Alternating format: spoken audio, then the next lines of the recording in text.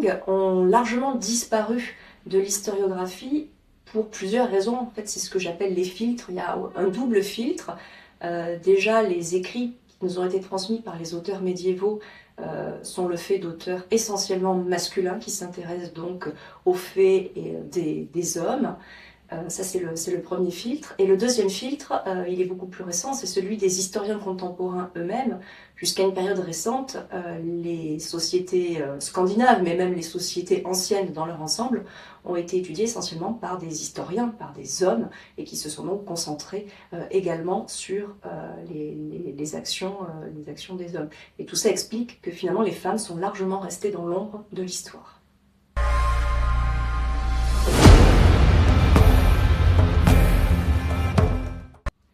Les Vikings sont de grands voyageurs et de grandes voyageuses et ils se sont mélangés, ils ont rencontré beaucoup d'autres populations ailleurs en Europe et même au-delà.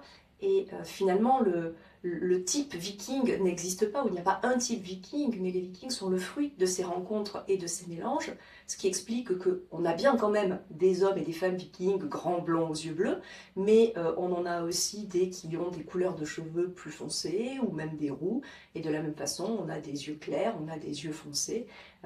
Donc le portrait robot du viking ne peut pas vraiment être établi, c'est plutôt une grande diversité de profils qu'il faut imaginer.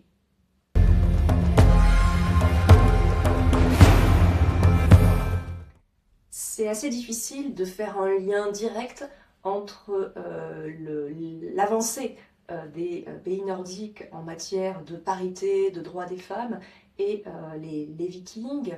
Il y a un lien avec l'histoire, mais qui est probablement plus récent. On montre dans le livre que les sociétés scandinaves restent, comme la plupart des sociétés médiévales, des sociétés qui sont patriarcales, c'est-à-dire qu'il n'y a pas d'égalité entre les hommes et les femmes, ce sont les hommes qui prennent l'essentiel des décisions.